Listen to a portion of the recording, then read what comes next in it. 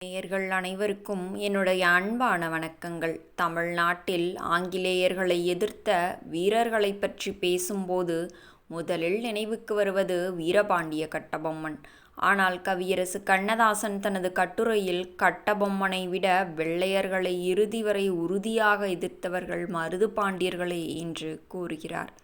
அவர் ஏன் அப்படி கூறினார்? கட்டபொம்மன் தூக்கிலிடப்பட்ட பிறகு அவரது தம்பி ஊமத்துரை உயிரை காப்பாற்ற ஓடிவந்தார்.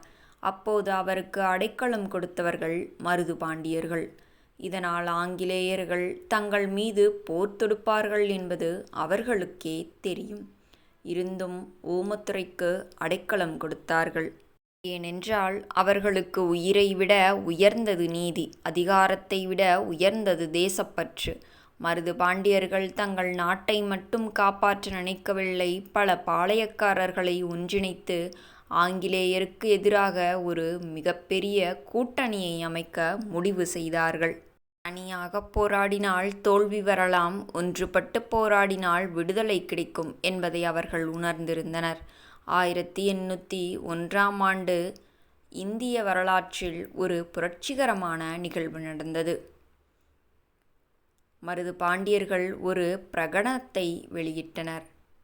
அதில் அந்நிய ஆட்சியை எதிர்த்து அனைவரும் ஒன்றிணைந்து போராடுங்கள் என்று மக்களை அழைத்தனர். இந்திய விடுதலைக்கான முதல் பொதுமக்கள் அழைப்புகளில் இதுவும் ஒன்றாக கருதப்படுகிறது.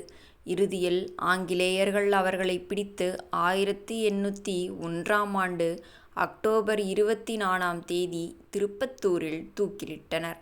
ஆனால் அவர்கள் உடலை மட்டுமே அழிக்க முடிந்தது, அவர்களின் சிந்தனையையும் தியாகத்தையும் அழிக்க முடியவில்லை. ஒரு மனிதன் இறந்த பிறகும் மக்கள் மனதில் வாழ்ந்தால் அதுவே உண்மையான வெற்றி. மருதுபாண்டியர்கள் நமக்கு கற்றுக் கொடுப்பது 3 பாடங்கள்தான். அநீதிக்கு ஒருபோதும் தலைகுனியக்கூடாது. ஒற்றுமையே மிகப்பெரிய பலம். தேசத்திற்காக செய்யும் தியாகம் என்றென்றும் வாழும். இன்று நாம் கையில் ஆயுதம் ஏந்த வேண்டிய அவசியமில்லை. ஆனால் நேர்மை, ஒற்றுமை, பொறுப்பு, நாட்டுப்பற்று ஆகியவற்றை ஏந்த வேண்டும். அதுவே மருதுபாண்டியர்களுக்கு நாம் செலுத்தும் உண்மையான மரியாதை. கண்ணதாசன் அவர்களை பற்றி எழுதிய வரிகள்தான் இவை. புகழ் தேடி வாழ்ந்தவர்கள் பலர், பிறர் சுதந்திரத்திற்காக உயிர் தந்தவர்கள் சிலரே. அந்த சிலரில் என்றும் ஒளிரும் இரு பெயர்கள் பெரிய மருது, சின்ன மருது. நேயர்களே, இந்த வீடியோ பிடித்திருந்தால் வீடியோவிற்கு ஒரு லைக் கொடுத்துவிட்டு நமது சேனலையும் சப்ஸ்கிரைப் செய்து கொள்ளுங்கள். நன்றி, வணக்கம்.